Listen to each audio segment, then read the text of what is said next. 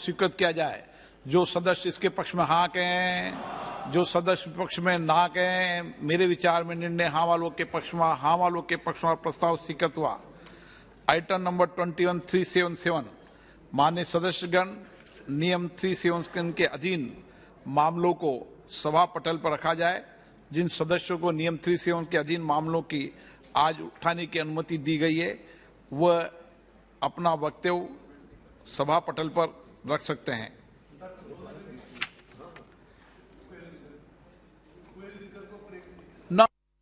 निकालना item number 20, माननीय मंत्री जी। धन्यवाद अध्यक्ष महोदय।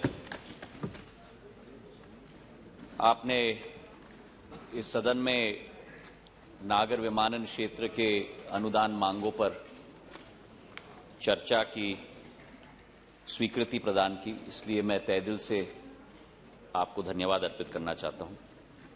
और उसी के साथ कल हमारी करीब 8 घंटे की चर्चा हुई, जिसमें हमारे 57 माननीय सांसदों ने अपने विचार रखे, अपने प्रश्न रखे, अपने सुझाव रखे। मैं तहे दिल से उनको भी धन्यवाद अर्पित करना चाहता हूं। मैं अपना सौभाग्य समझता हूं कि इतनी एक सकारात्मक चर्चा की भागीदारी में मैं कल उपस्थित था और इसी मंथन के आधार पर हम अपने नागर विमानन क्षेत्र को इस देश में आगे ले जाने में हम लोग सफल हो पाएंगे, ये मेरी मंशा है। नागर विमानन क्षेत्र, अध्यक्ष महोदय, आज एक नई धारणा और एक नई महत्वपूर्णता पूरे विश्व में रखता है। इस क्षेत्र से देशों को जोड़ा जाता है, इस क्षेत्र से लोगों को जोड़ा जाता है, इस क्षेत्र से दिलों को जोड़ा जाता है। और इसलिए ये वक्त की पुकार है, जो क्षेत्रीय संपर्क की आशा अभिलाषा देश की हर वासी की, ये आज वक्त की पुकार बन चुकी है। और भारत का एक बहुत लंबा और गौरवशाली इतिहास नागर विमानन क्षेत्र का रहा है। बहुत अरसे से हम लोग इस क्षेत्र में वर्ल्ड लीडर्स रहे। पहली एविएशन कंपनी की हम बात करें, पहले हमारे पायलट्स की हम बात करें, पहले हमारे एंटरप्रेन्योर्स की हम बात करें, और खास करके जैसे महुआ जी ने कल कहा कि महिलाओं का भी एक बहुत महत्वपूर्ण योगदान, और यह अतिशयोक्ति नहीं होगी अगर मैं कहूं कि योगदान नहीं, लेकिन महिलाओं का एक नेतृत्व इस क्षेत्र में सदैव रहा है, सदियों से। अध्यक्ष महोदय, वर्तमान में भी मुझे खुशी हो रही है सदन को सूचित करते हुए कि जहां विश्व भर में हर देश में केवल 5% पायलट्स महिलाएं हैं, वो केवल भारतवर्ष है जहां हमारे देश के पायलट्स में से 15% हमारी महिला पायलट्स। ये महिला सशक्तिकरण का एक बेहतरीन उदाहरण है, महिला नेतृत्व का एक बेहतरीन उदाहरण है। नागर विमानन क्षेत्र के परिदृश्य में आज पिछले 20-25 सालों में बहुत परिवर्तन हुआ है। अध्यक्ष महोदय, पुराने जमाने में 2 सदियों पूर्व ये देखा जाता था कि जहां बड़े बड़े शहर हैं वहीं मांग उठती थी कि हमें एयरपोर्ट चाहिए, हमें कनेक्टिविटी चाहिए, हमें संपर्क चाहिए। लेकिन आज वो पैराडाइम, वो विचारधारा, वो सोच बिल्कुल परिवर्तित हो गई है। और इस तरीके से परिवर्तित हुई है कि जहां एयरपोर्ट बनता है, जहां हवाई जहाज पहुंचता है, उस क्षेत्र का विकास और प्रगति सुनिश्चित हो जाता है। कनेक्टिविटी के आधार पर, क्षेत्रीय संपर्क के आधार पर विकास और प्रगति की समुद्र उस क्षेत्र में बहने लगती है। और यही वजह है अध्यक्ष महोदय कि नागर विमानन क्षेत्र आज भारत में हमारे आर्थिक पहिए का एक बहुत महत्वपूर्ण अंग बन चुका है। अगर नागर विमानन क्षेत्र का हम इकोनॉमिक मल्टीप्लायर इफेक्ट देखें तो जो 100 रुपए का निवेश नागर विमानन क्षेत्र में किया जाता है, उसका आर्थिक लाभ घरेलू उत्पादन के लिए 310 रुपए होता है। मतलब कि economic multiplier effect civil aviation का 3.1 है। और जहां इकोनॉमिक मल्टीप्लायर इफेक्ट हम लोगों का 3.1 है, वहीं इंप्लॉयमेंट मल्टीप्लायर इफेक्ट, रोजगार सर्जन करने की क्षमता नागर विमानन क्षेत्र में जहां एक प्रत्यक्ष रोजगार का अवसर उत्पन्न होता है, वहीं 6.1 अप्रत्यक्ष रोजगार के अवसर उत्पन्न होते हैं। मतलब कि इंप्लॉयमेंट मल्टीप्लायर इस क्षेत्र का करीब करीब 1:6.1 का रेशियो है। अब भारत की क्या कल्पना है अध्यक्ष महोदय? आज भारत विश्व का 7वां सबसे बड़ा देश, आबादी की क्षमता में हम देखें तो 135 करोड़ की हमारी आबादी है। सबसे फुर्ती से बढ़ती हुई एक आर्थिक शक्ति के रूप में भारत उभर रही है प्रधानमंत्री नरेंद्र मोदी जी के नेतृत्व में। और आने वाले 2025 तक विश्व के 5वें सबसे बड़ी आर्थिक शक्ति के रूप में परिवर्तित होकर भारत विश्व पटल पर उठेगी।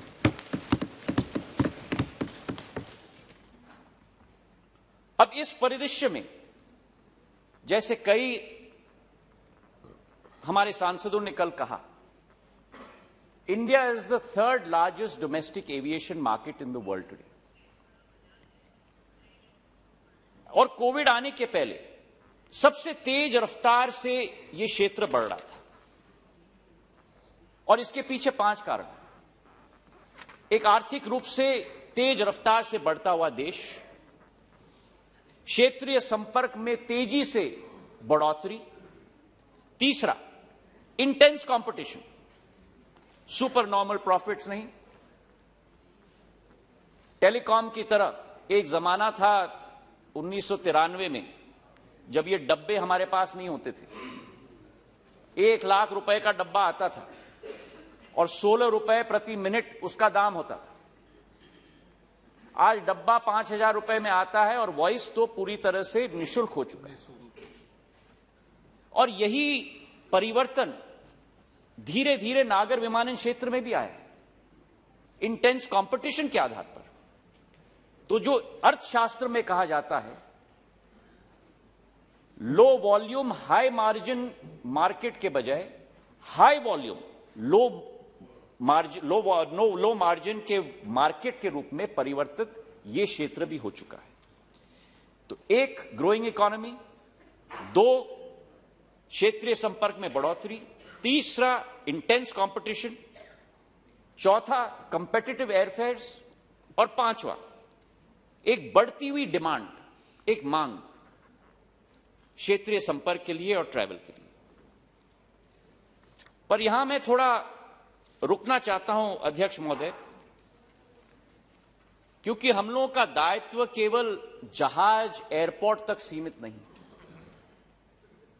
और मैं धन्यवाद अर्पित करना चाहता हूं मेरे सभी साथियों को, मेरे बुजुर्गों को। प्रधानमंत्री जी के नेतृत्व में जब जब देश में संकट का समय आया है, प्रवासी भारतीयों को, देश के वासियों को विश्व के किसी भी कोने पे ऑपरेशन लगाकर हमारे देशवासियों को सुरक्षित वापस लाने का काम प्रधानमंत्री जी के नेतृत्व में किया गया। और इसकी एक लंबी कड़ी है।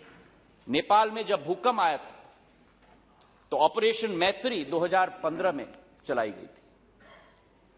ऑपरेशन राहत जब येमेन में लड़ाई उत्पन्न हो चुकी थी, तो ऑपरेशन राहत के तहत मार्च अप्रैल 2015 में 6,710 हमारे नागरिकों को, जिनमें केवल 4,800 भारतीय नागरिक थे और 1,962 विदेशी नागरिक थे, उनको भी हम वापस लेके आए। 2016 में ऑपरेशन संकट मोचन,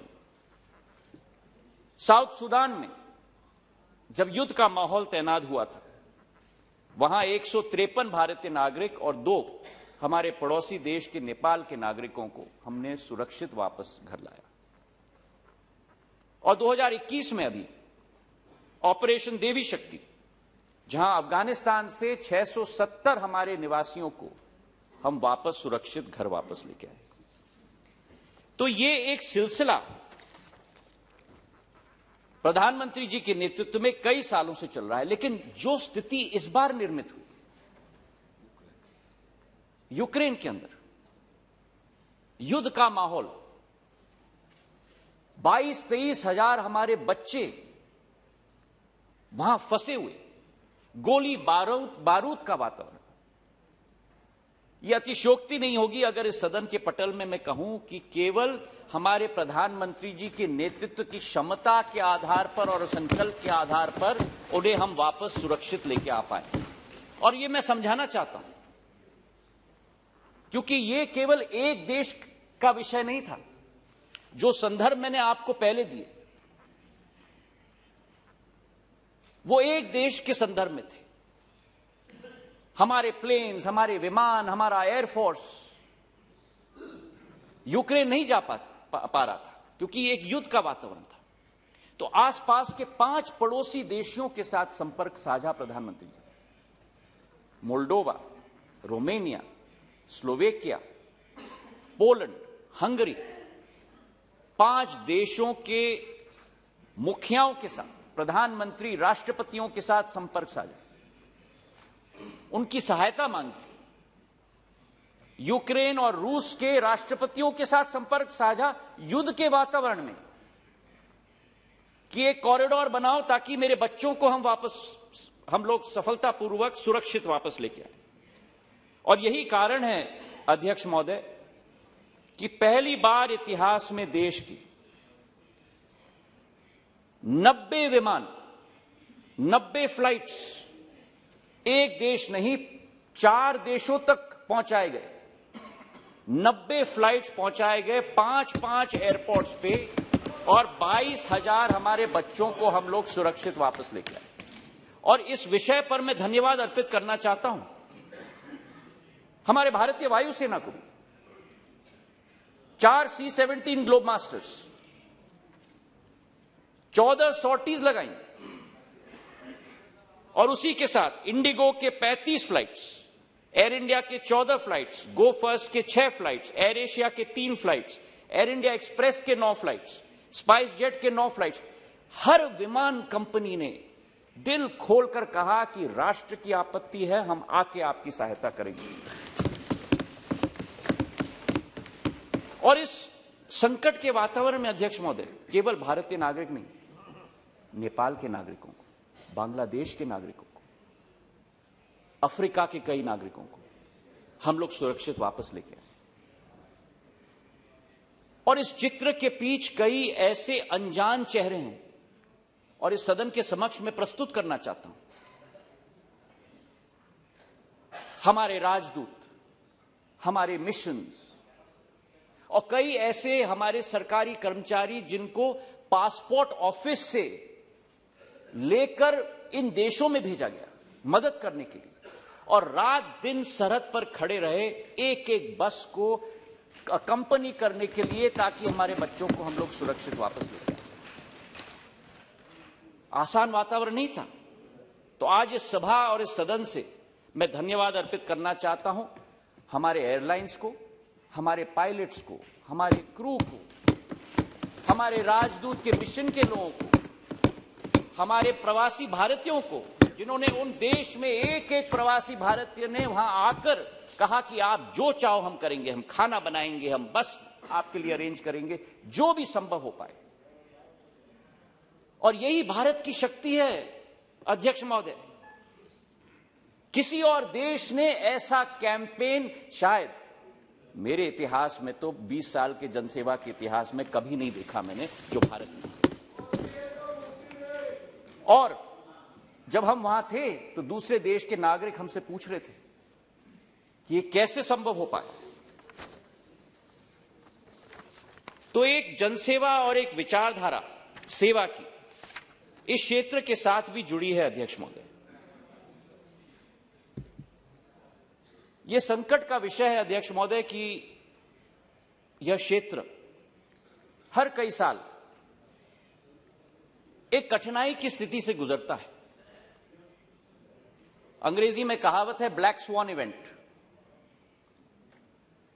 और जब 9/11 के आतंकी हमले हुए थे अमेरिका में, 6 साल यह क्षेत्र भुगता था और 6 साल कठिन परिस्थितियों में विश्व भर में यह क्षेत्र अपना रास्ता मार्ग प्रशस्त करने की कोशिश कर रहा था। और वही स्थिति इस बार कोविड के साथ हुई। 2 साल यह क्षेत्र बड़े संकट से निकला है, केवल भारत में नहीं लेकिन विश्व भर में। $370 बिलियन के लॉसेस विश्व के एयरलाइंस भुगत रहे थे। भारत के एयरलाइन करीब करीब $3 बिलियन के लॉसेस पिछले वर्ष में। पर जैसे हमारे प्रधानमंत्री ने सदैव कहा है, चुनौती में भी अवसर ढूंढो। और वो अवसर हमने ढूंढने की कोशिश की। हम लोगों का जो ढांचा है नागर विमानन क्षेत्र का, उसमें एक पैराडाइम शिफ्ट, एक स्ट्रक्चरल चेंज लाने की हमने कोशिश की है इन 2 वर्षों में। आत्मनिर्भर भारत की सोच विचारधारा से प्रचलित करने की कोशिश की। गति शक्ति की योजना, कन्वर्जेंस, हाईवेज के बीच में, रोड्स के बीच में, पोर्ट्स के बीच में, सिविल एविएशन के बीच में, यह नई सोच विचारधारा इस चुनौतीपूर्ण वातावरण में तैनात करने की हमने कोशिश की।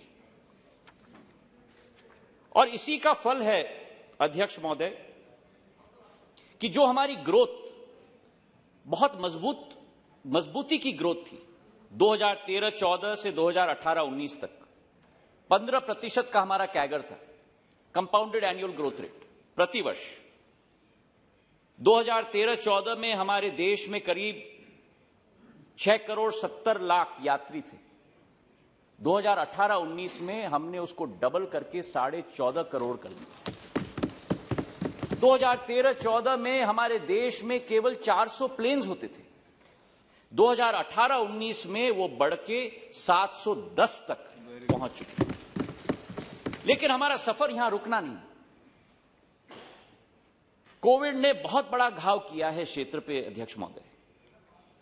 और हमारी जो पैसेंजर थ्रूपुट थी 35.5 करोड़ की कोविड के पहले 2018-19 में, कोविड के वर्ष में वो 66% गिरकर केवल 11.5 तक सीमित हो चुकी। लेकिन कहते हैं ना कि जहां एक आत्मविश्वास हो वो सेक्टर रिबाउंड करेगा, और हमारा एयरलाइन सेक्टर वैसा ही सेक्टर है अध्यक्ष महोदय। सेकेंड वेव के बाद नवंबर के माह में 3.9 लाख 3,90,000 यात्री प्रतिदिन तक हम लोग पहुंच चुके थे। और प्री कोविड यह फिगर था 4,15,000 प्रतिदिन।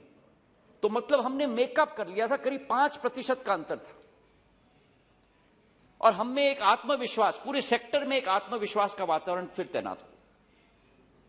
लेकिन फिर ओमिक्रॉन आया और दोबारा वो गिरावट 3,90,000 से दोबारा 1,60,000 तक हम लोग चले गए। पर आज इस सदन को रिपोर्ट करते हुए मुझे खुशी है कि पिछले 7 दिनों में हम वापस 3,82,000 प्रति दिन तक हम लोग वापस आ चुके हैं। तो एक रिवाइवल की आशा है और उस रिवाइवल की आशा के आधार पर हमारी भी अभिलाषा है, सेक्टर की अभिलाषा है और हमारा अनुमान है कि 2023-24 तक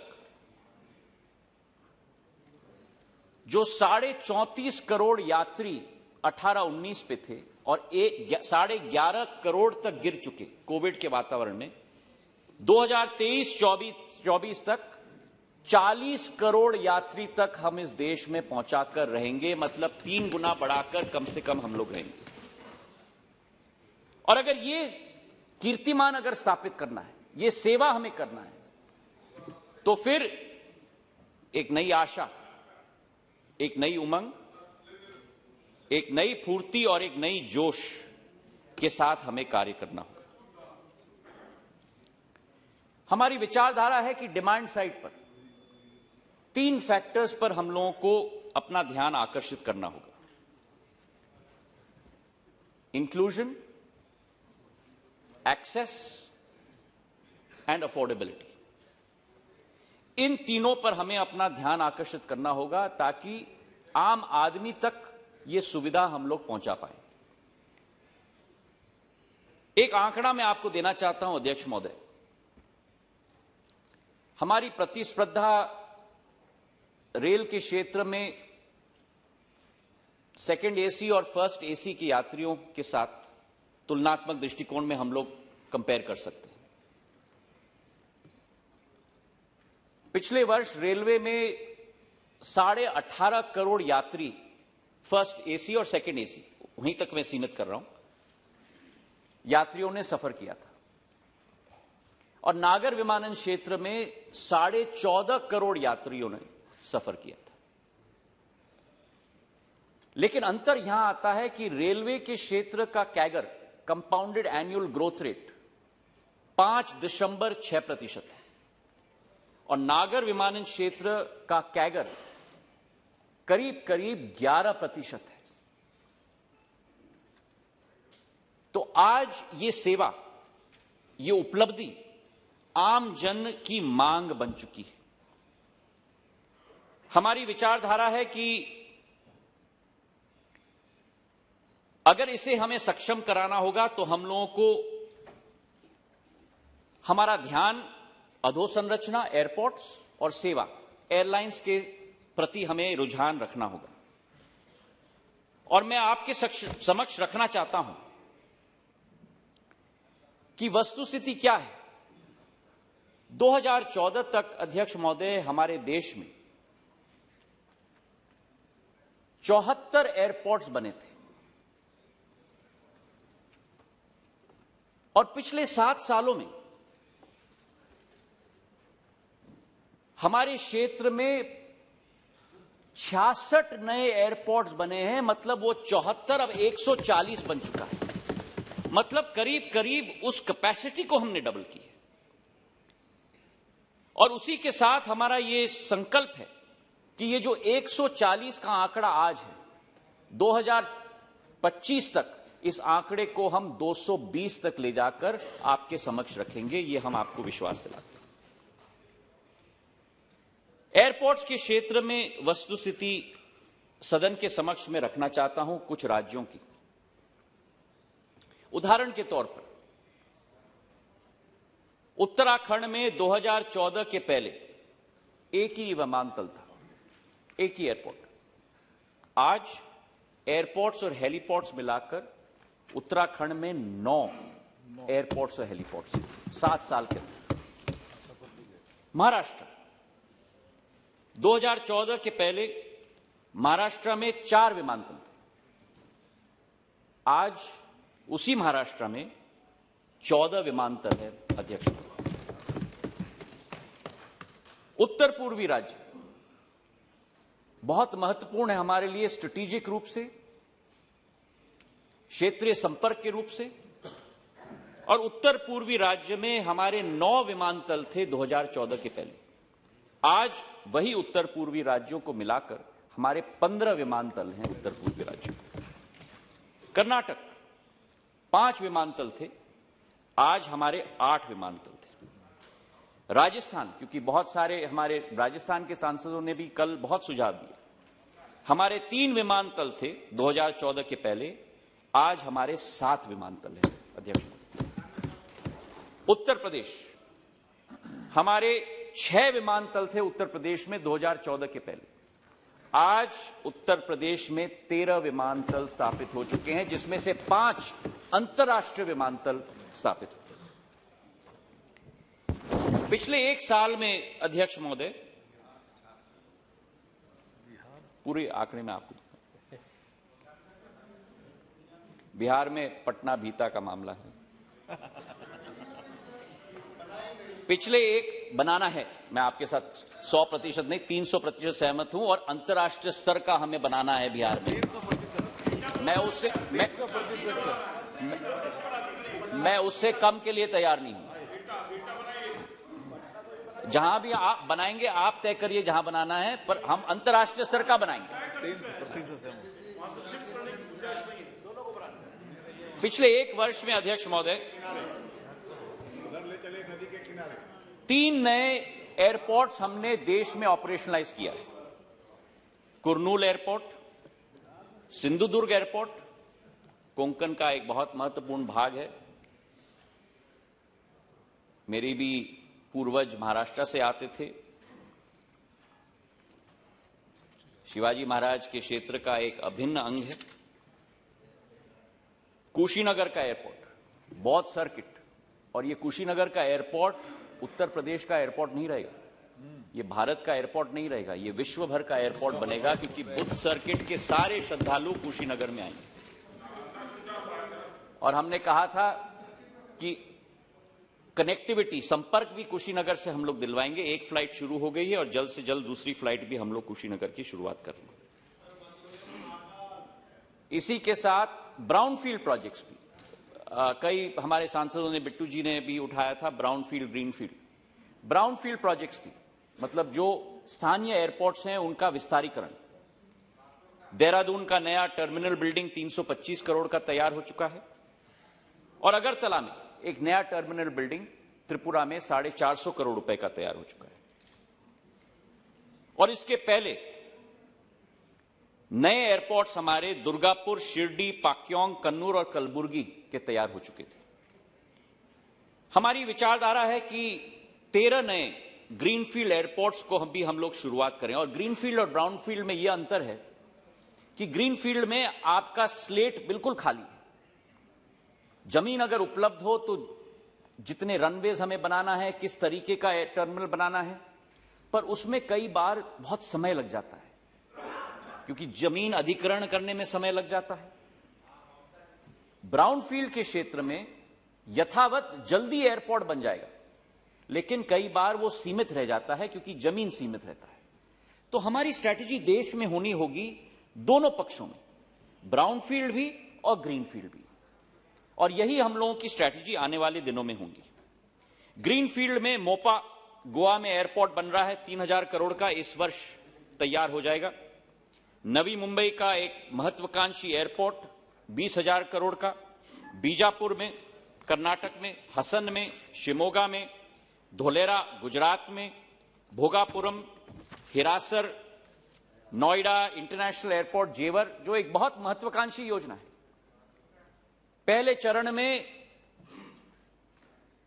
12 मिलियन पैसेंजर्स की क्षमता होगी और आखिरी चरण तक 70 मिलियन पैसेंजर्स, मतलब जो आज दिल्ली की क्षमता है वो जेवर में तैयार हो जाएगी आने वाले वर्षों में।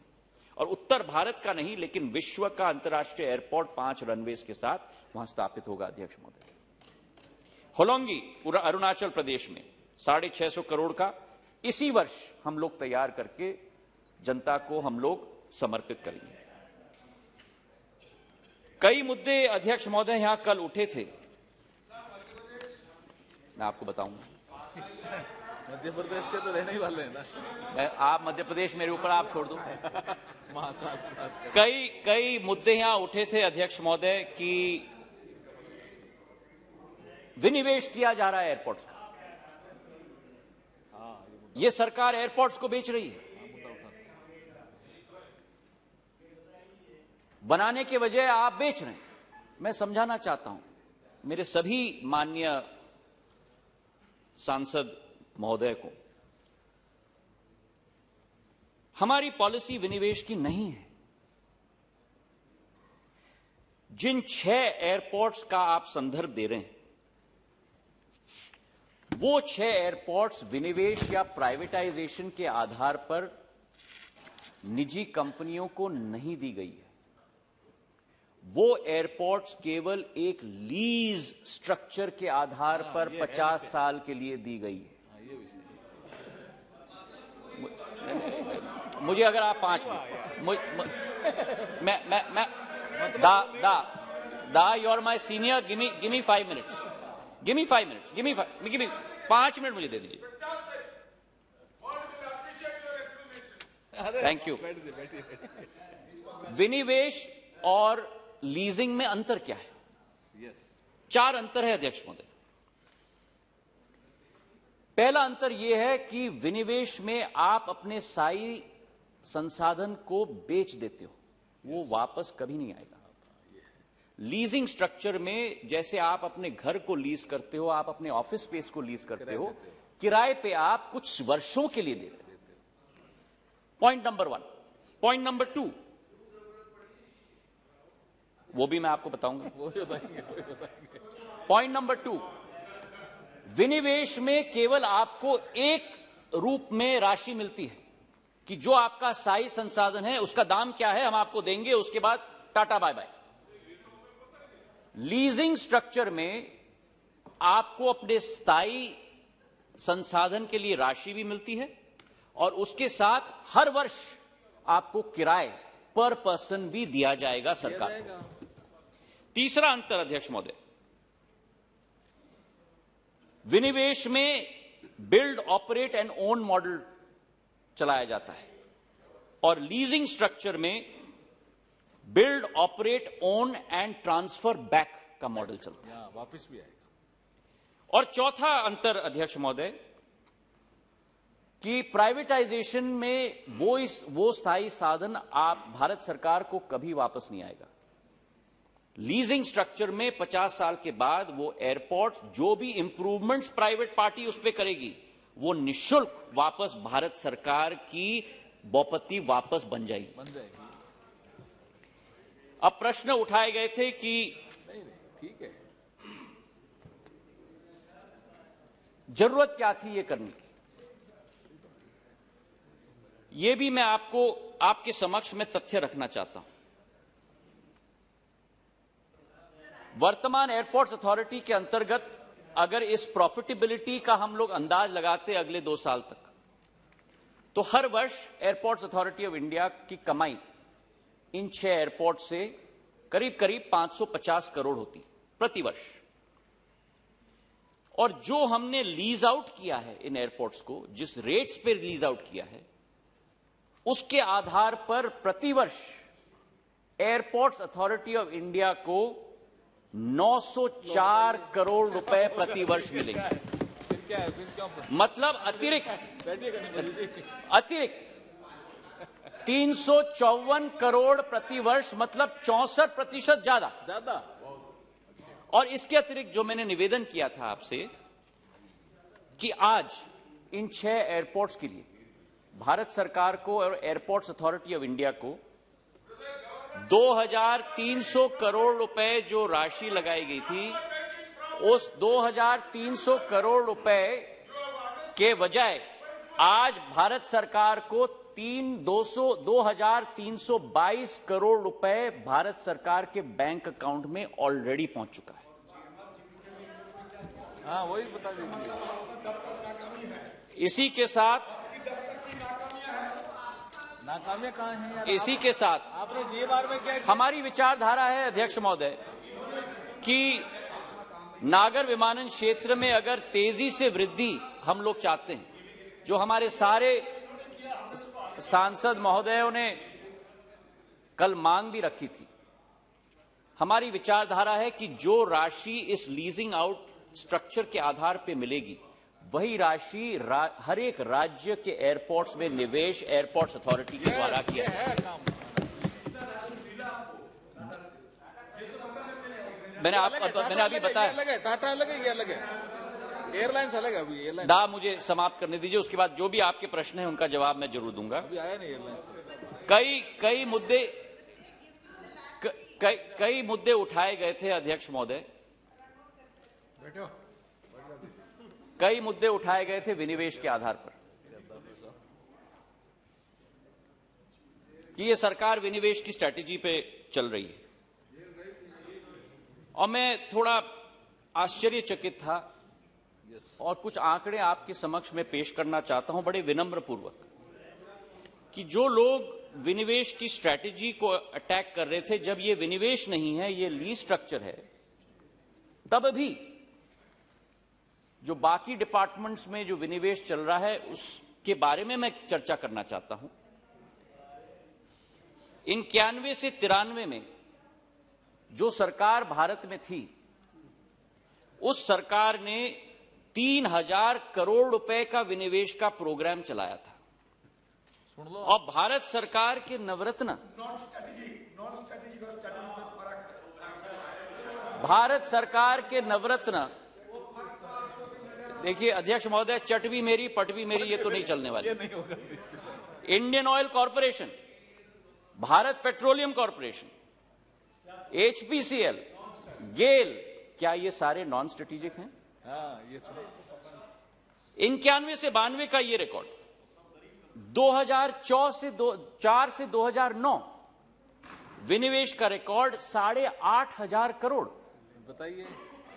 NTPC, power finance corporation, Power grid corporation, REC, Hindustan petroleum, Bharat petroleum, और 2009 से 14 तो अध्यक्ष महोदय विनिवेश का रिकॉर्ड 1,05,000 करोड़ तक पहुंचा। Coal India, NMDC, Oil India, Rashtriya chemical fertilizers, NALCO, SAIL, ITDC, MMTC, NFL, STC, Engineers India, Indian Oil Corporation, National Hydro Electric Power Corporation, Power Grid, BHEL, NHPC. मैं तो इतना ही निवेदन करना चाहता हूं अध्यक्ष महोदय, बड़े विनम्र पूर्वक, मेरे संसद के साथी शशि थरूर जी ने कहा था, और शायद ठीक कहा था, और मैं भी सहमत हूं, quote unquote, hope wisdom prevails. अध्यक्ष महोदय, हमारी विचारधारा है कि आ गया एक अग्रिम पंक्ति के आधार पर हम लोगों को देश में अधोसंरचना भी निर्मित करना होगा एयरपोर्ट्स के क्षेत्र में, और सदन के पटल पे मैं समर्पित भाव से पेश करना चाहता हूं कि 2025 तक हमने कुछ टारगेट्स निर्धारित किए, दोनों ब्राउनफील्ड और ग्रीनफील्ड दोनों पर अध्यक्ष महोदय। एयरपोर्ट्स अथॉरिटी ऑफ इंडिया के द्वारा, जो भारत सरकार की कंपनी नागर विमानन मंत्रालय के अंतर्गत आती है, ब्राउनफील्ड प्रोजेक्ट्स में 42 नए एयरपोर्ट्स हम लोग स्थापित करेंगे 25,620 करोड़ रुपए, और ग्रीनफील्ड एयरपोर्ट्स 2025 तक 3 नए एयरपोर्ट्स, होलोंगी, हिरासर और धोलेरा, 3 नए एयरपोर्ट 3,500 करोड़ का, मतलब एयरपोर्ट्स अथॉरिटी ऑफ इंडिया अकेले 28,980 करोड़ रुपए का निवेश करेगा नागर विमानन क्षेत्र के एयरपोर्ट्स के अधीन। इसी के साथ मैं मानता हूं कि आज देश में केवल सरकार अपने आप आगे नहीं बढ़ सकता, निजी क्षेत्र को भी हमें साथ में लेना होगा, और निजी क्षेत्र से भी हमने एक प्लान बनवाया है। ग्रीनफील्ड के क्षेत्र में निजी क्षेत्र के 4 एयरपोर्ट्स बनेंगे, मोपा, नवी मुंबई, जेवर और भोगापुरम। 30,664 करोड़ रुपए का निवेश ग्रीनफील्ड के क्षेत्र में निजी क्षेत्र के द्वारा किया जाएगा, और ब्राउनफील्ड के क्षेत्र में 7 नए एयरपोर्ट्स की विस्तारीकरण की जाएगी, जिसमें दिल्ली, बेंगलोर, हैदराबाद, लखनऊ, मैंगलोर, गुवाहाटी और अहमदाबाद, कुल मिलाकर 34,000 करोड़ रुपए का निवेश ब्राउनफील्ड एयरपोर्ट्स में मिलाकर, मतलब एयरपोर्ट्स अथॉरिटी और निजी क्षेत्र को मिलाकर अध्यक्ष महोदय 1 लाख करोड़ रुपए का करीब करीब निवेश का प्रोग्राम है अगले 2-3 सालों के अंदर भारत के अंदर। हमारी विचारधारा है अध्यक्ष महोदय कि एयरलाइन और एयरपोर्ट्स के साथ सबसे महत्वपूर्ण है last mile connectivity, inter state travel और इंट्रा स्टेट ट्रैवल। और इस क्षेत्र में प्रधानमंत्री जी की सोच और विचारधारा, उनका संकल्प, अगर एक परिवर्तन पिछले 7 साल में इस नागर विमानन क्षेत्र में आया है तो असली रूप में इस नागर विमानन क्षेत्र का लोकतांत्रिकरण प्रधानमंत्री जी के द्वारा किया गया है। The democratisation of civil aviation has taken place in the last 7 years। जो ये क्षेत्र कुछ चुने हुए लोगों तक सीमित होता था आवागमन की सुविधा के लिए, इसके दरवाजे खोले गए हैं उड़े देश के आम नागरिक की योजना के आधार पर अध्यक्ष महोदय। हजारों लोगों की, लाखों लोगों की आशा और अभिलाषा है। जैसे हमारे सांसदों ने भी कल, बहुत लोगों ने कहा वो प्लेन दिखता था कि ऊपर कोई चंद्रमा की तरफ जा रहा है। और जब मैं अभी झरसुगुड़ा में भी गया था कार्यक्रम के लिए, हमारे बुजुर्ग लोग, हमारे बच्चे जिन्होंने कभी भी प्लेन में कदम नहीं रखा था, जो उनके आंखों में एक नई उमंग दिख रही थी, यही उड़ान का नतीजा है अध्यक्ष महोदय, जो आम नागरिक तक पहुंचाने का काम इस क्षेत्र से किया गया है। हमने पिछले 4-5 सालों में 409 रूट्स को प्रचलित किए हैं, 66 नए एयरपोर्ट्स को ऑपरेशनलाइज किया है, जिसमें 8 हेलीपोर्ट्स हैं और 2 वाटरड्रोम्स हैं, और 1,70,000 फ्लाइट्स उड़ान के जरिए पिछले 5 साल में इस देश में संभव हो पाए। करीब करीब 91 लाख लोग उड़ान के आधार पर एक नई आशा और उमंग से अपना जीवन आगे ज्ञापन कर रहे हैं। और जो ग्रोथ भी है अध्यक्ष महोदय, नॉन मेट्रो एयरपोर्ट्स में उड़ान से 5% ग्रोथ संभव हो पाया है, और 11 नए एयरलाइंस केवल उड़ान के आधार पर, जिसमें 3 स्टार्टअप्स हैं, वो उड़ान के आधार पर संभव हो पाए। हमारी योजना में 4,500 करोड़ का निवेश की विचारधारा है 124 एयरपोर्ट्स में, जिसमें करीब करीब 2,500 करोड़ रुपए खर्च हो चुके हैं। और हमारा टारगेट है कि 2024 तक 100 नए एयरपोर्ट्स को हम लोग उड़ान योजना के तहत स्थापित करेंगे, जिसमें से 66 आज स्थापित हो चुके हैं। कल बजट के चर्चा में उड़ान योजना पर मेरे कई सहभागियों ने, मेरे सांसदों ने बजट के आवंटन पर बहुत सारे प्रश्न किए। मैं आपके समक्ष आंकड़े रखना चाहता हूं अध्यक्ष महोदय। 2020-21 की बी में बजट का आवंटन उड़ान योजना के लिए 485 करोड़ था, जिससे बजट एस्टिमेट 21-22 में 600 करोड़ तक बढ़ाया गया। इस 600 करोड़ में बहुत बड़ा भाग है अधोसंरचना के लिए, निवेश के लिए 470 करोड़ रुपए निवेश का भाग है। और जब हमने वित्त मंत्रालय को दिखाया कि हमारी क्षमता ज्यादा है खर्च करने के लिए, तो रिवाइज्ड एस्टिमेट में वो 600 करोड़ को बढ़ाकर उन्होंने 994 करोड़ किया, मतलब 66% वृद्धि की। अब कल आपत्ति लगी थी कि केवल 600 करोड़ का इस साल का आवंटन किया गया, पर मैं आपसे हाथ जोड़ के निवेदन करना चाहता हूं कि यह केवल बजट एस्टिमेट है।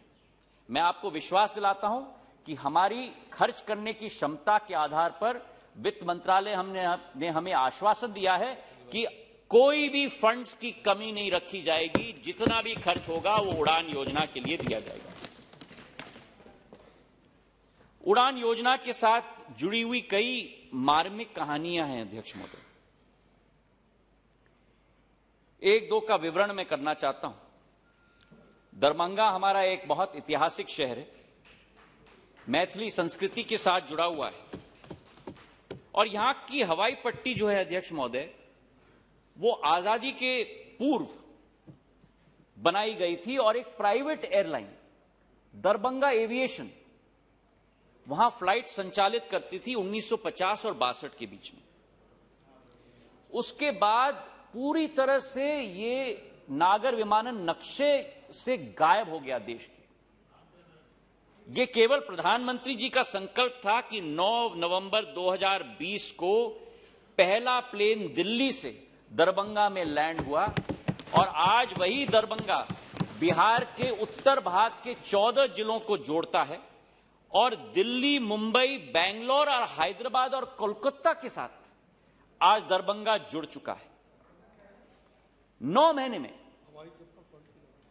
महीने में अप्रैल से दिसंबर तक, फरवरी तक 9-10 महीनों में अध्यक्ष महोदय, जब कोविड का प्रकोप था, इस दरभंगा से 5.25 लाख लोगों ने सफल यात्रा कायम की। ये क्षमता है उड़ान की। जो लोग आलोचना कर रहे थे उड़ान की, कोविड के वातावरण में भी बहुत मेहनत मशक्कत के आधार पर लोगों के आशाओं और अभिलाषाओं पर उतरने की हमने कोशिश की।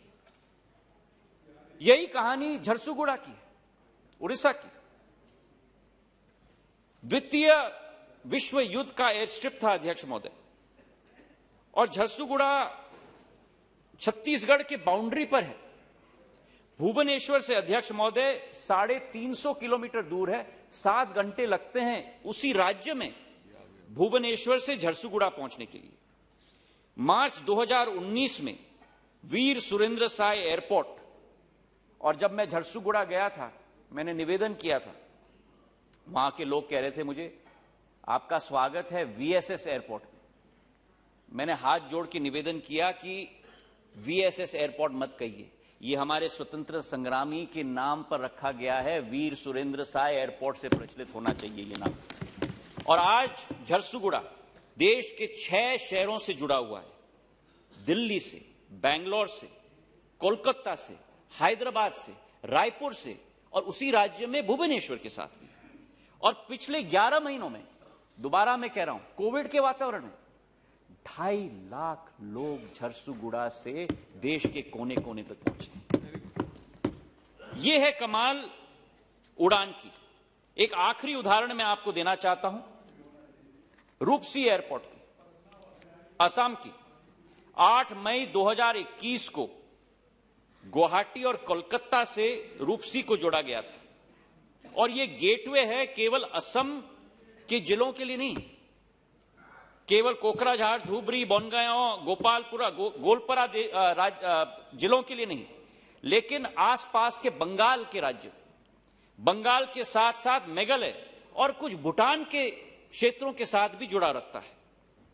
यह 7वां ऑपरेशनल एयरपोर्ट है असम में और 14वां नॉर्थ ईस्ट में। और रूपसी से अकेले, उस रूपसी से 25,000 लोग 11 महीनों में देश के कोने कोने से घूमे।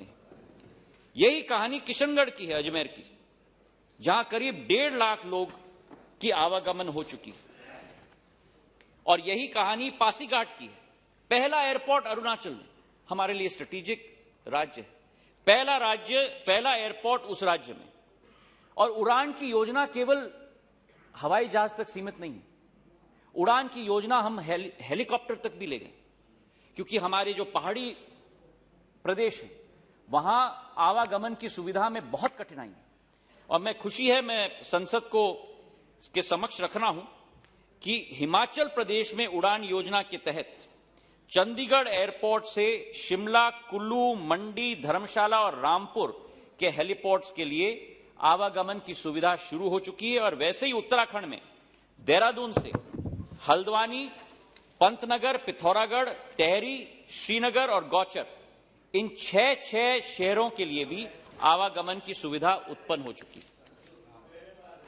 इसी के साथ अध्यक्ष महोदय, उड़ान की एक और पहलू है, वो पहलू है कृषि उड़ान की। कृषि उड़ान में हम लोगों का मकसद है, जो हमारी पेरिशेबल फूड कमोडिटीज हैं, उनको देश में और विदेश में हम लोग पहुंचाएं। जी मैं करता हूं। 25 एयरपोर्ट्स के साथ हमने जुड़वाया है नॉर्थ ईस्टर्न में और 28 एयरपोर्ट्स देश में, और 7 फोकस रूट्स हमने निर्धारित किए हैं। अमृतसर से दुबई मक्के के लिए, दरभंगा से पूरे देश में लीची के लिए, सिक्किम से पूरे देश में जेवक उपज के लिए, चेन्नई विजाग से कोलकाता और फारिस सी फूड के लिए, अगरतला से दिल्ली और दुबई पाइनएप्पल के लिए, डिब्रूगढ़ से दिल्ली और दुबई संतरे के लिए, और गुवाहाटी से हांगकांग दाल, फल और भाजियों के लिए। और पिछले एक वर्ष में अध्यक्ष महोदय, जहां 84,000 मेट्रिक टन 2021 में हैंडल किया गया था, इस वर्ष 1,10,000 मेट्रिक टन पेरिशेबल फूड का हम लोग ने हैंडल किया है। मतलब करीब 30% की वृद्धि हुई। हमारी विचारधारा है कि आने वाले समर शेड्यूल में फ्लाइट्स की भी वृद्धि हो, और आने वाले समर शेड्यूल में जो अब 1-2 दिन में शुरू होगा अध्यक्ष महोदय, 135 नए फ्लाइट्स हम लोग शुरुआत कर रहे हैं देश के अंदर, और 15 नए फ्लाइट्स पूरे विश्व के लिए इस नए समर शेड्यूल में हम लोग शुरुआत कर रहे हैं।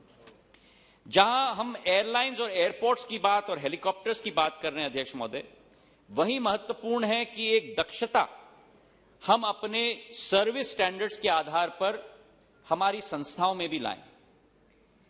कई मेरे सहभागियों ने डीजीसीए के बारे में चर्चा किया था। प्रधानमंत्री जी की विचारधारा है कि टेक्नोलॉजी का इस्तेमाल हमें जरूर करना चाहिए दक्षता को बढ़ाने के लिए, और डीजीसीए को हमने ईजीसीए में परिवर्तित किया है। 298 सेवाएं डीजीसीए की जो हैंड रिटन होती थी, वो अब इलेक्ट्रॉनिक फॉर्मेट में हो चुकी हैं।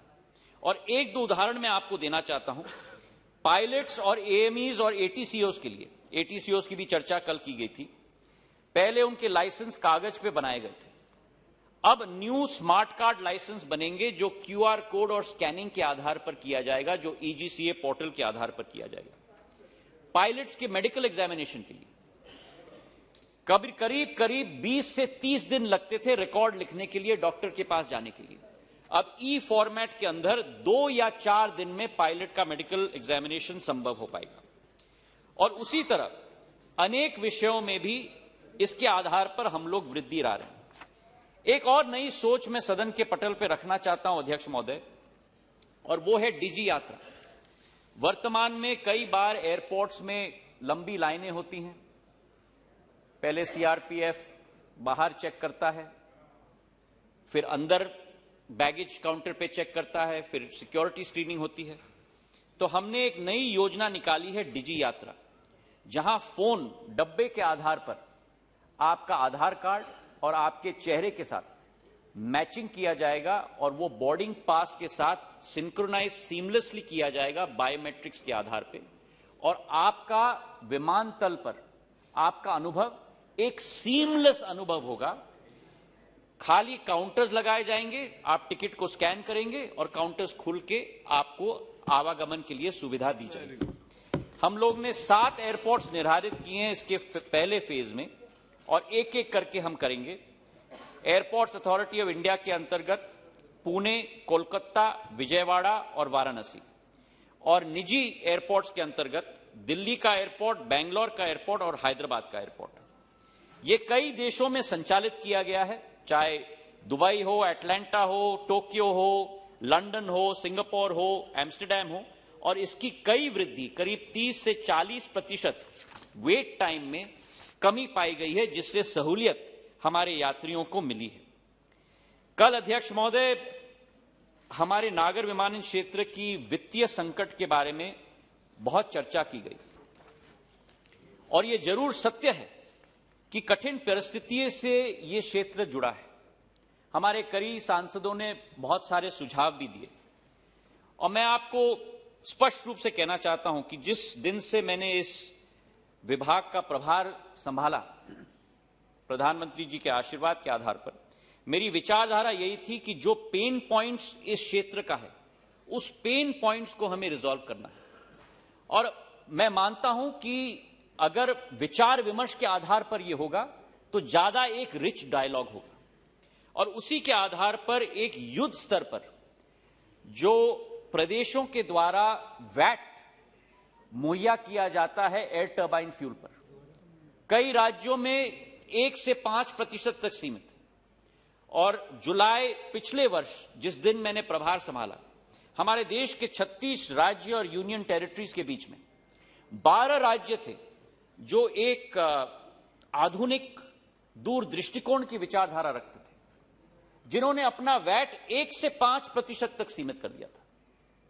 पर 24 राज्य थे जहां वैट एटीएफ पर 20 से 30% तक होता है। अब आप समझिए कि जिस इंडस्ट्री की cost structure air turbine fuel 40% होती है, उस पर अगर 20 से 30% का भार हो तो वो इंडस्ट्री किस तरीके से सरवाइव कर पाएगी। और मैंने निवेदन किया एक एक राज्य के मुख्यमंत्री के साथ, और इस सदन के पटल पे मैं धन्यवाद अर्पित करना चाहता हूं उन राज्यों के मुख्यमंत्रियों को जिन्होंने शीघ्र कैबिनेट मीटिंग की, कैबिनेट ऑर्डर पास किया, गजेट नोटिफिकेशन किया। और मैं उल्लेख भी करना चाहता हूं, यूनियन टेरिटरीज और राज्यों को मिलाकर 12 राज्यों ने अपनी वैट की लेवल को 20 से 30 से 1 से 4 तक सीमित कर दिया। और उन राज्यों का मैं उल्लेख करना चाहता हूं,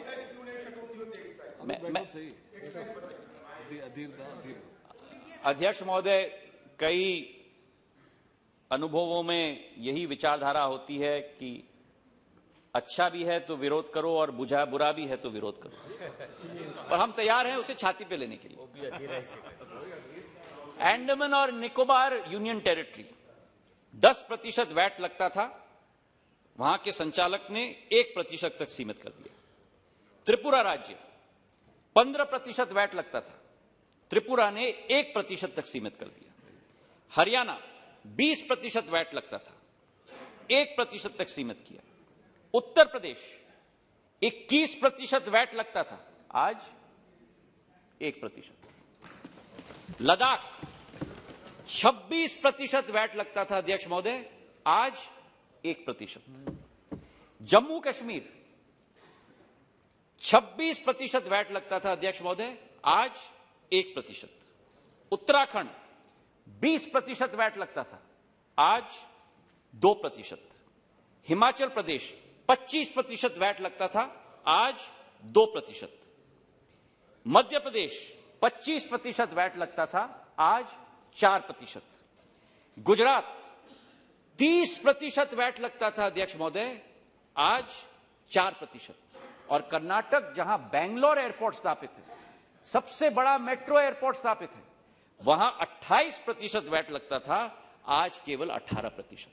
इन 12 राज्यों के मुख्यमंत्री और संचालकों को तहे दिल से मैं धन्यवाद अर्पित करना चाहता हूं अध्यक्ष महोदय। और इसका लाभ भी मैं समझा दूं, क्योंकि कोई भी कदम अगर कोई उठाए तो उसका लाभ भी मिलना चाहिए। आंध्र प्रदेश और केरला के जो मुख्यमंत्री थे, जो उन्होंने 10-12 साल पहले इस वैट को घटाकर रखा था, 3 महीने के अंदर आंध्र प्रदेश और केरल राज्य में 15% फ्लाइट कनेक्टिविटी बढ़ गई। और उसी के साथ साथ जो जम्मू और कश्मीर ने अभी अध्यक्ष महोदय 25% से 1% वैट लाया, 2 हफ्ते के अंदर अध्यक्ष महोदय जम्मू कश्मीर में रिफ्यूलिंग 360% में वृद्धि हुई, क्योंकि प्लेन्स वहीं रिफ्यूल करेंगे जहां ईंधन सस्ता हो। और यही मैं समझाना चाहता हूं और निवेदन करना चाहता हूं, खास करके तमिलनाडु और पश्चिम बंगाल के राज्य को, जहां वैट 25 और 29% है। कृपा करके आप इस योजना में जुड़े, ताकि आपके राज्य में भी हम लोग ज्यादा एयरपोर्ट्स और आवागमन की सुविधा हम लोग बढ़ा पाएं। और सांसदों से मैं निवेदन करूंगा कि जो 12 राज्य बचे हैं, जो 12 और 24 का रेशियो था, वो अब 24 और 12 हो गया। तो जो 12 राज्य बचे हैं, मेरी मदद करिए ताकि आपके राज्य में भी हम लोग आवागमन की सुविधा हम लोग बढ़ा पाए। वैट के साथ साथ अध्यक्ष महोदय, हमारी विचारधारा है कि सिविल एविएशन केवल एयरपोर्ट्स और प्लेन्स तक सीमित नहीं है। हमें एक पूरा इकोसिस्टम निर्धारित करना होगा और सिविल एविएशन के इकोसिस्टम में कार्गो महत्वपूर्ण है, एमआरओ महत्वपूर्ण है, एफटीओ महत्वपूर्ण है, फ्लाइंग ट्रेनिंग ऑर्गेनाइजेशंस, जिसका कई बार संदर्भ कल के चर्चा में उल्लेख हुआ था। संक्षिप्त में मैं कहना चाहता हूं अध्यक्ष महोदय कि कार्गो के क्षेत्र में हमारी क्षमताएं बहुत हैं,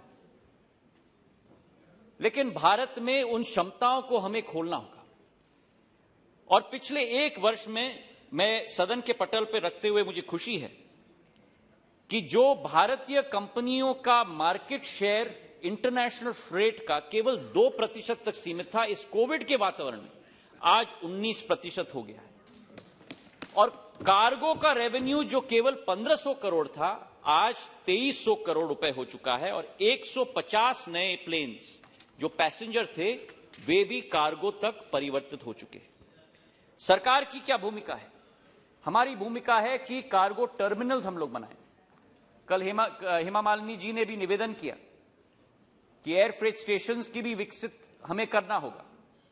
और मैं सदन को सूचित करना चाहता हूं कि भारत सरकार की जो कंपनी है एयर क्लास, उसके आधार पर जो वर्तमान में हमारे 21 इंटरनेशनल कार्गो टर्मिनल्स हैं, 33 डोमेस्टिक कार्गो टर्मिनल्स हैं, 2 कुरियर के कार्गो टर्मिनल्स हैं और पिछले 2 वर्षों में कोविड के वातावरण में 16 अतिरिक्त पैसेंजर टर्मिनल्स विकसित किए हमने कार्गो के लिए। और आने वाले 3 साल में 33 नए कार्गो डोमेस्टिक टर्मिनल्स हम बनाने जा रहे हैं ताकि इस क्षेत्र को भी हम लोग विकसित कर पाए। कार्गो के साथ साथ फ्लाइंग ट्रेनिंग ऑर्गेनाइजेशंस में भी हमें एक नई ऊर्जा लानी होगी।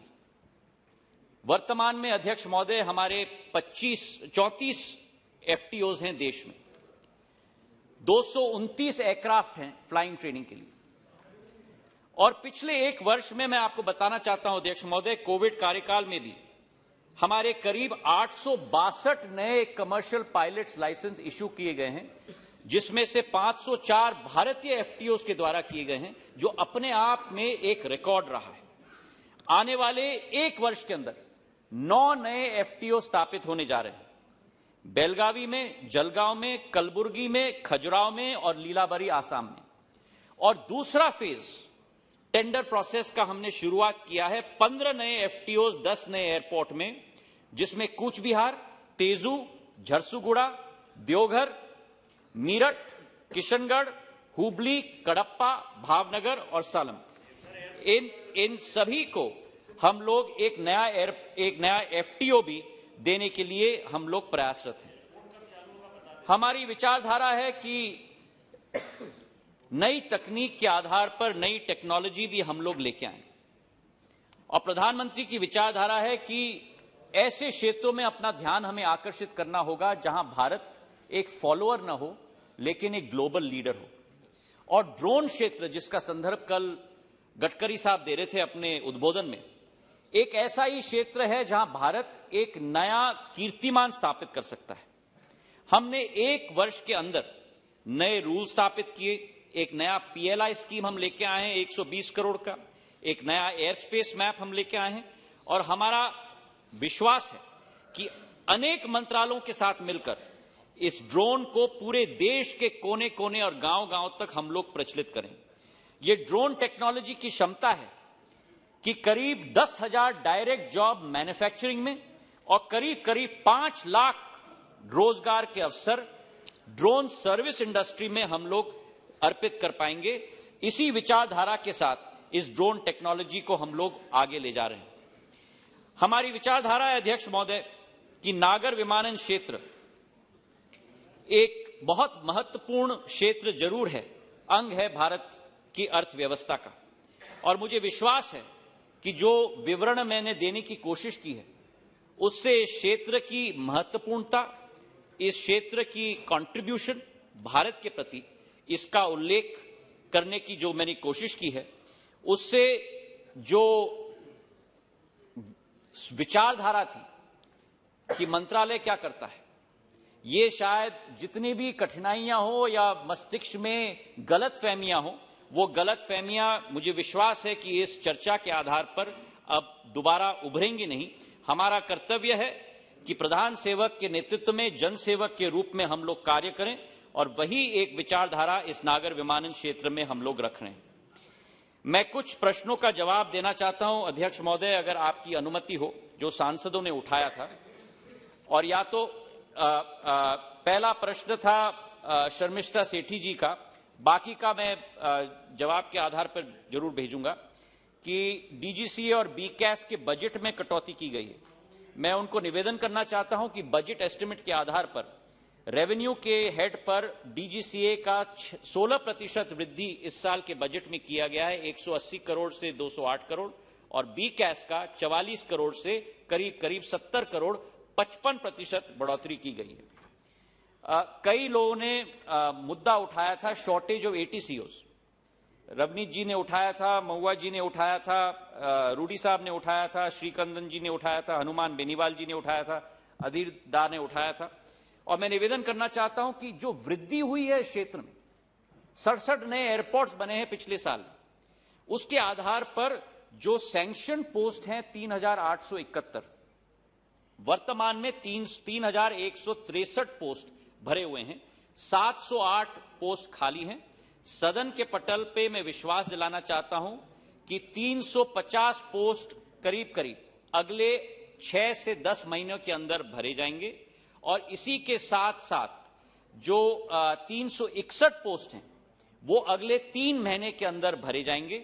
और इसके अतिरिक्त हमने एक प्रस्ताव मूव किया है कि 340 अतिरिक्त एटीसीओस का सैंक्शन वित्त मंत्रालय से हमें मिले, ताकि इसका संचालन अच्छे से हम लोग कर पाएं। अनेक एयरपोर्ट्स की चर्चा की गई थी।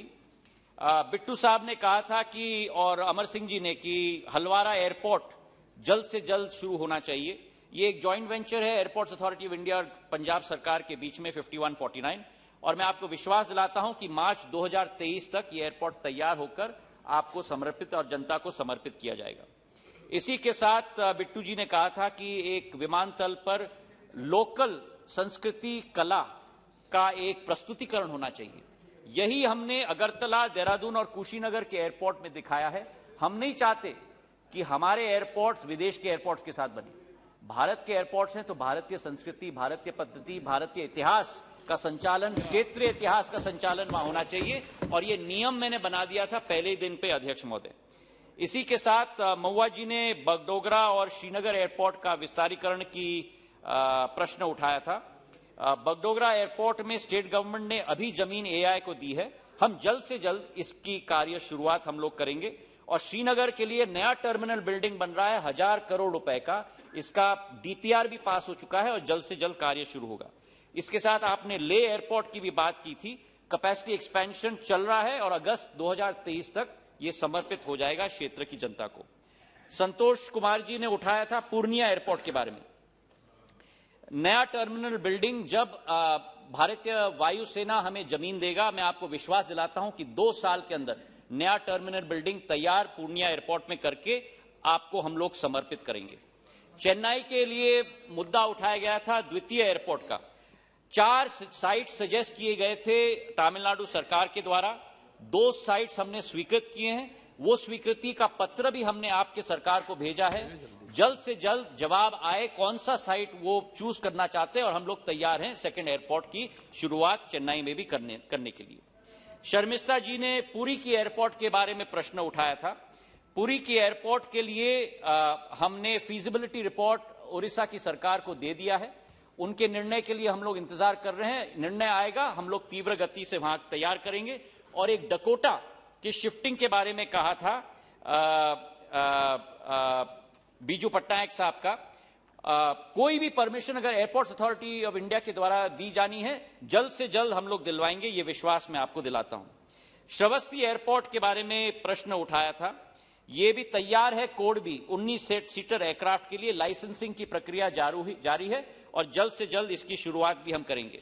अध्यक्ष महोदय के क्षेत्र में कोटा एयरपोर्ट की भी बहुत दिनों से लोग इंतजार कर रहे हैं। राज्य सरकार जमीन देते ही उसका कार्य भी हम लोग शुरुआत करवाएंगे अध्यक्ष महोदय, ये विश्वास मैं आपको दिलाता हूं। कलबुर्गी एयरपोर्ट के लिए नाइट लैंडिंग फैसिलिटी का उमेश यादव जी ने प्रश्न उठाया था। प्रश्न झालावाड़ के एयरपोर्ट के लिए उड़ान के अंतर्गत हम लोग उसमें सम्मिलित करेंगे, ये विश्वास मैं आपको दिलाता हूं। नाइट लैंडिंग की फैसिलिटी अभी कलबुर्गी में है। और कोलकाता के सेकंड एयरपोर्ट के बारे में अधीर दा ने प्रश्न उठाया था और सुदीप दा ने पिछले प्रश्नकाल में मुझे निवेदन किया था, और मैं आप दोनों से निवेदन करना चाहता हूं इस विषय पे करीब करीब कम से कम आप दोनों एक हो जाए। आपका प्रस्ताव आया है कि दीमापुर में हम एयरपोर्ट बनाएं। अब दुर्गापुर 150 किलोमीटर दूर है। अब कलकत्ता के वासियों को आप 150 किलोमीटर दूर भेजना चाहते हो विमानतल में पहुंचने के लिए। एक साइट कृपा करके आप तय कर लो, हम तैयार होंगे आपके साथ, दोनों के साथ काम करने के लिए। इस विषय पर कृपा करके आप लोग दोनों साथ में हो जाएं।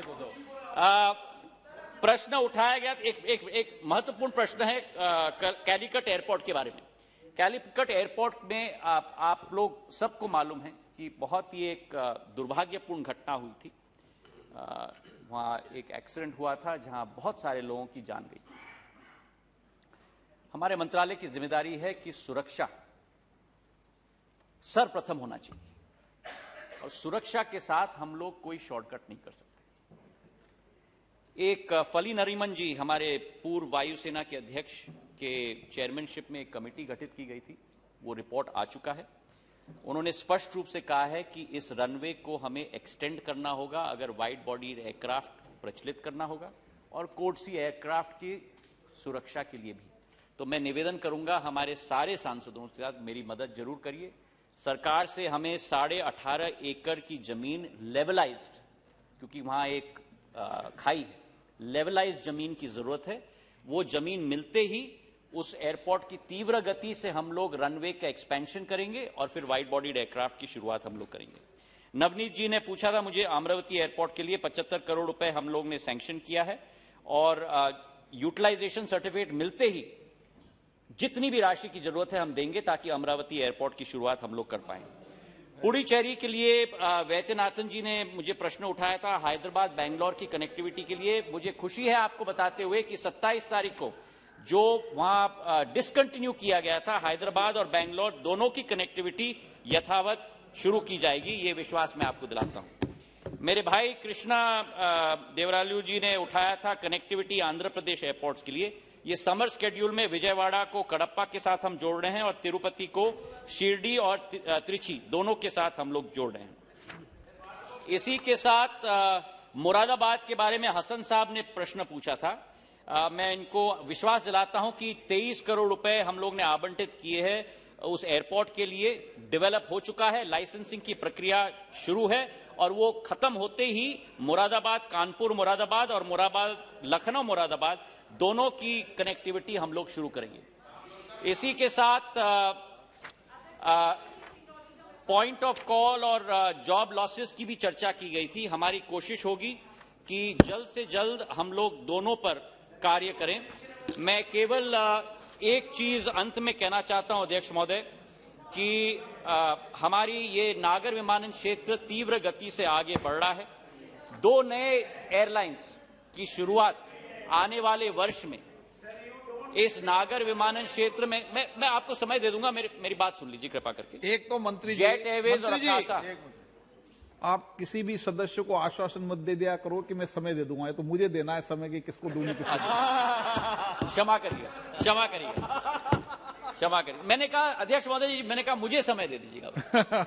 मैंने कहा मुझे समय दे दीजिएगा।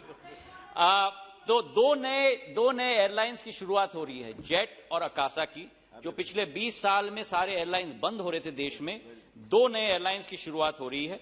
हमारी आशा अभिलाषा बहुत ऊंची है अध्यक्ष महोदय। सफर आसान नहीं होगा, पर मैं इतना ही कहना चाहता हूं कि हमारी फोकस लक्ष्य पर है, क्रियान्वयन क्षमता पर है, और यही मैं मानता हूं कि सबका साथ, सबका विश्वास, सबका प्रयास और सबका विश्वास और आप सबके आशीर्वाद के साथ इस क्षेत्र को हम आगे ले जाएंगे। बहुत बहुत धन्यवाद। एक मिनट बैठिए, एक मिनट बैठिए। माननीय सदस्यगण, नागर विमान मंत्रालय संबंधित अनुदान मांग पर 4 घंटे चर्चा के स्थान पर 8 घंटे 10 मिनट तक चर्चा हुई है। 59 सदस्य ने बोला है और 36 माननीय सदस्यों ने अपने भाषण को ले किया है। मुझे लगता है कि डबल 200% चर्चा हो चुकी है इस पर। कोई सुदीप बंदोपाध्याय जी को मंत्री जी ने आश्वासन दिया था कि हाँ, एक minute, Sudip Bandyopadhyay ji senior. Sir, I feel Jyotiraditya Scindia is very articulate. I appreciate his performances, his style of reply, everything. But sir, I am surprised to see Tata Group has taken lease against 18,000 crores of rupees. That has not been mentioned in a budget speech. Why? Sir, when we board on the aircraft, Ratan Tata's 25 seconds message is being floated amongst the passengers. He is asking for the cooperation of all persons. Sir, I tell one thing. There may be a feeling I am telling against Ratan Tata, not that. We are in favor. Ratan Tata has been leased out. I support it. Mamata Banerjee has supported it. But with one or two conditions, please see that nobody loses their jobs. किसी को कोई नौकरी से मत हटाइए। और secondly, हमारे बंगाल में नेताजी सुभाष चंद्र बोस इंटरनेशनल एयरपोर्ट का नाम से अब पूरा राज्य सरकार को, मुझको और अधीर चौधरी को हाथ जोड़ करके आपका ड्यूटी छोड़ देना, ये मत करिए। नेताजी सुभाष चंद्र बोस को अब तो आपका बीजेपी पार्टी भी आज बहुत ऊपर में उठाया। हम लोग खुश है क्योंकि वो हमारे बंगाल के हैं। तो वो नेताजी सुभाष चंद्र बोस का नाम पर एयरपोर्ट लेके आप कुछ तो करिए, जो सारे देशवासी आपको अभिवादन करेंगे। और इनको साथ हमारे बंगाल में जो छोटा छोटा एयरपोर्ट का बात, चाहे वो अंडाल हो, चाहे मल्ला हो, चाहे कुछ बिहार हो, इसको बारे में भी आप थोड़ा थोड़ा अलॉटमेंट कीजिए। Sir, what is my feeling in my long experience of 50 years in politics? Eastern region of India is the worst sufferer of regional imbalances after independence. ये बंगाल हो, बिहार हो, असम हो, उड़ीसा हो, त्रिपुरा हो, हर स्टेट्स। इसीलिए बंगाल का इतना सारे देश का बारे में यह चर्चा हो गया। और बंगाल को चर्चा हुआ क्या, मैं और अधीर एक साथ हो जाए और उनको लिए कुछ जमीन निकाला दिया जाए। I was not waiting for this budget.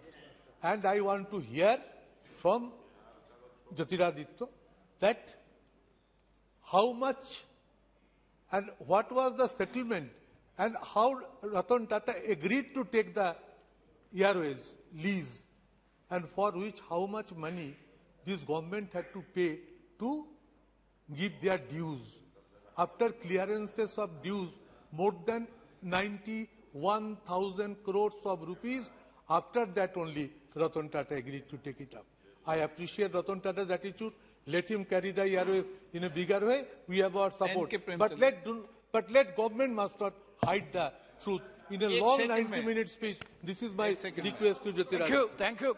Thank you very much, Speaker, sir. दोबारा चर्चा नहीं Sir, होगी sir, the demands for grants, it is being discussed here after privatizing Air India. I fully appreciate the articulation of Jyotiraditya Scindia, our learned friend. I do appreciate. But the focal point to be discussed and responded was regarding the privatization of Air India. Nothing is mentioned. It is quite unfortunate. Sir, I have raised so many issues regarding the Air India employees, because the employees who are entitled to have the service up to 58 years, after 1 year Tata takeover, they have to retire. So what is the fate of this Air India retired employees? As far as the medical benefit scheme, sir, they are entitled to have the medical benefit scheme even after the retirement. So whether this medical benefit scheme and all other welfare schemes will be available to the Air India employees, these are the pertinent questions which we have put. Unfortunately, nothing has been answered. So kindly respond to these questions also. Thank you. So yesterday I was raising the airfare in Middle East passengers. The peak season, airlines companies raising the fare in a big way. So common passenger could not afford, especially the Middle East. So Honorable Minister is not replied that. Mic. Sir, I thank the minister. He's clarified that the airports are being only leased out and not disinvested. But I'd like to know, the state governments have given the land to the airport authorities for free. So when you're leasing it out, what happens to the state government's share? So I just want a clarification on that. माननीय मंत्री जी, ऐसा है कि एक विषय पर 8 घंटे चर्चा हुई है। आप कोई क्लियरिफिकेशन लेना है तो आप मंत्री जी से ले लेना बाद में। नो अध्यक्ष महोदय, हमारे सांसदों ने और हमारे वरिष्ठ सांसदों ने जरूर एक महत्वपूर्ण मुद्दा उठाया है और वो एयर इंडिया का मुद्दा है। जवाब आएगा ना। मैं जो अभी मुद्दे उठे हैं उनका मैं जवाब देने की कोशिश कर रहा हूं। ये एक बहुत महत्वपूर्ण मुद्दा है, जैसे सुदीप दा ने कहा और प्रेमचंद जी ने कहा, और इसे सदन के पटल पे भी मैं रखना चाहता था। मैं घड़ी देख रहा था कि लंबा समय चल रहा है, और लेकिन जरूर इस पर विस्तृत तरीके से मैं अपने पॉइंट्स को आपके समक्ष में रखना चाहता हूं। मैं समाप्त करूं। एयर इंडिया, अध्यक्ष महोदय, देश का नवरत्न था। निजी क्षेत्र से इसकी शुरुआत हुई, इसकी राष्ट्रीयकरण की गई, और राष्ट्रीयकरण करने के बाद कई साल इसे सफलतापूर्वक चलाया गया था। जो आज एयर इंडिया की स्थिति हुई है, जो सुदीप दा ने वर्णन किया और प्रेमचंद जी ने बड़े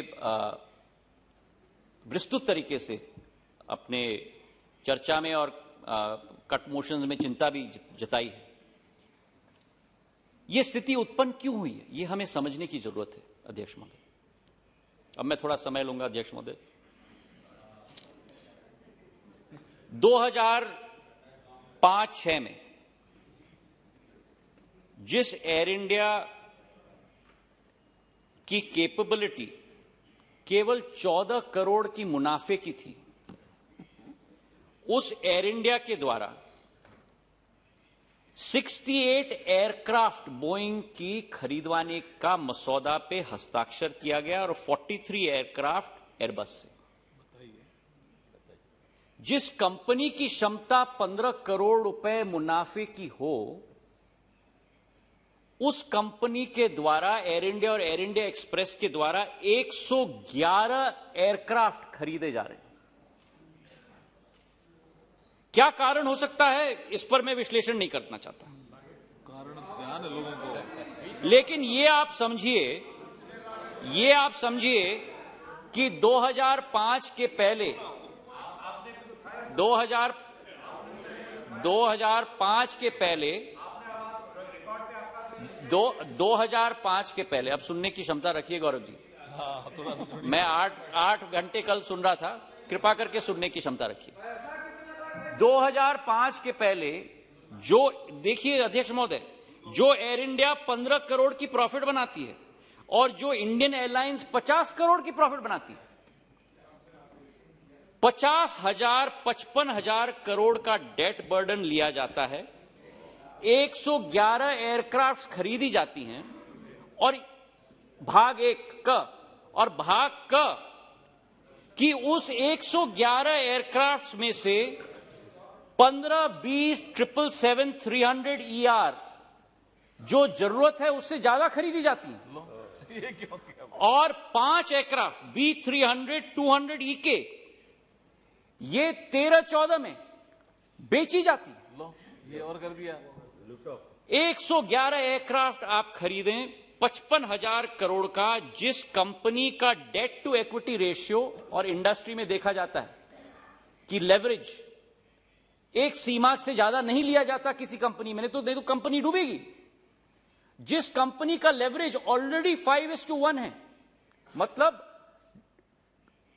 डेट 5 और इक्विटी 1, उसमें आप 55,000 करोड़ का आप ऋण लेते हो और उसके बाद केवल ये नहीं, लेकिन दोनों कंपनीज का मर्जर करते हो। दोनों कंपनियों की कल्चर अलग, उनकी विचारधारा अलग, उनकी एम्प्लॉइज की रिटेंशन प्रोग्राम अलग, उन दोनों कंपनीज को आप मर्ज करते हो, तो जो दो कंपनीज प्रॉफिट मेकिंग कंपनीज थी 2005 में, जिस साल मर्जर किया गया उस साल से 3,300 करोड़ का लॉस बनाने की शुरुआत की गई। और हर वर्ष 2007-8 से अध्यक्ष महोदय, अब देखिए अध्यक्ष महोदय, दाने और दाने मुझसे पूछा है तो मुझे जवाब देने का मौका दिया जाए, मुझे जवाब देने का मौका दिया जाए।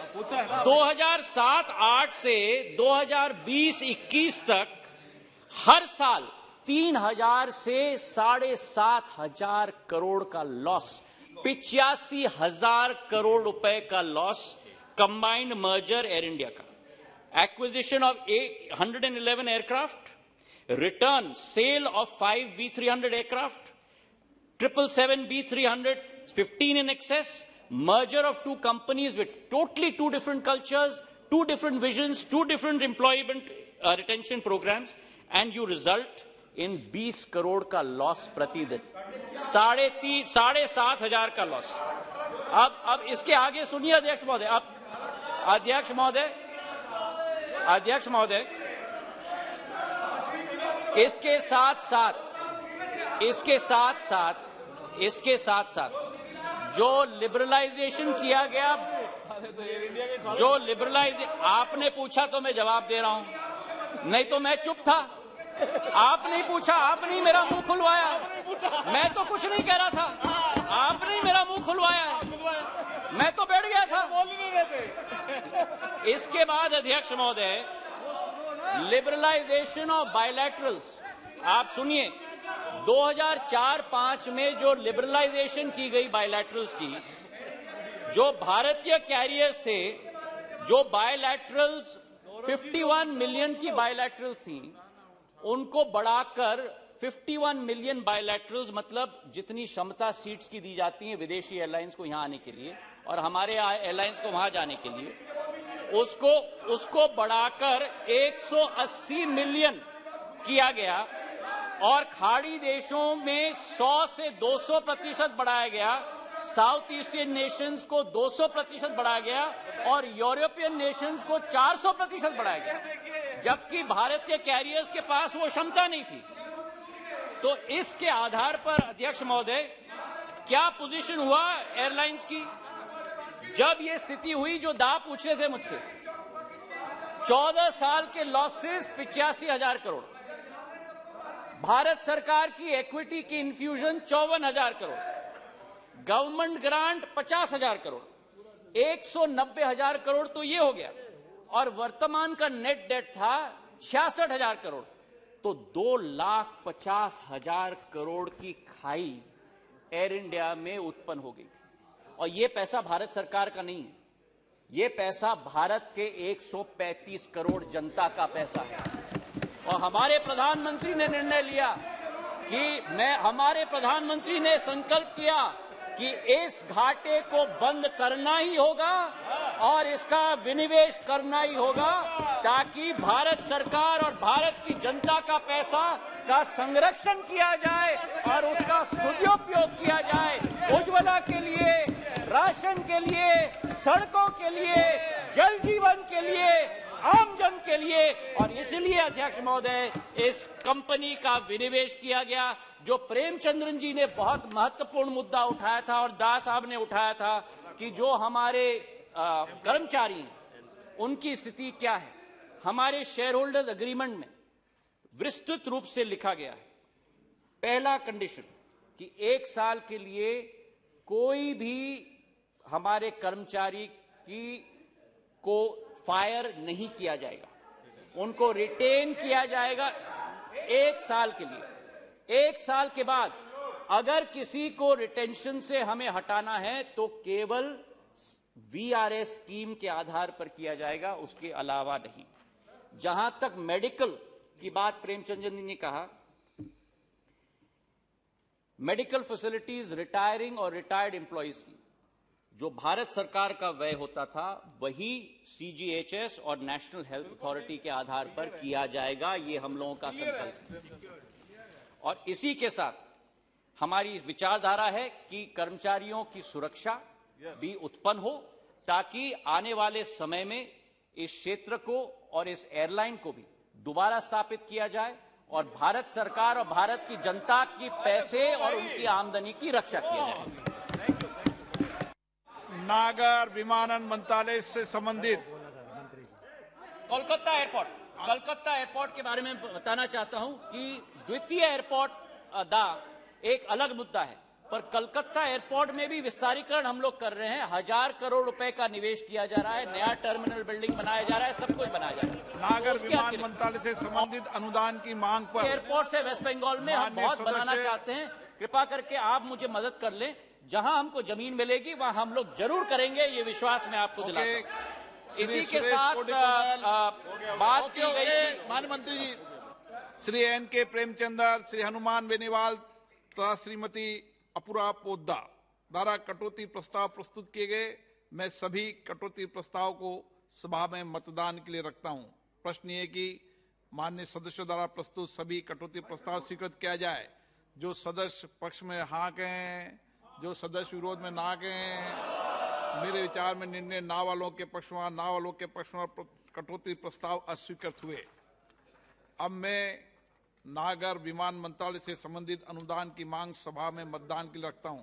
प्रश्न ये कि अनुदान की मांगों की सूची के स्तंभ 2 में नागर विमान मंत्रालय से संबंधित मांग संख्या 8 के सामने दर्शाए गए मांग शीर्ष के संबंध में 31 मार्च 2023 को समाप्त होने वाले वर्ष में संधाय के दौरान होने वाले खर्चों की अदायगी करने हेतु अनुदान की मांगों की सूची के स्तंभ 3 में दर्शाई गई राजस्व लेखा तथा पूंजी लेखा संबंधी राशियों से अनधिक संबंधी राशियां भारत की संचित निधि से राष्ट्रपति जी को दी जाए। जो सदस्य इसके पक्ष में हाँ कहें, जो सदस्य विरोध में ना कहें। मेरे विचार में निर्णय हाँ वालों के पक्ष में, हाँ वालों के पक्ष में नागर विमान मंत्रालय संबंधित अनुमान मांगे पारित हुई।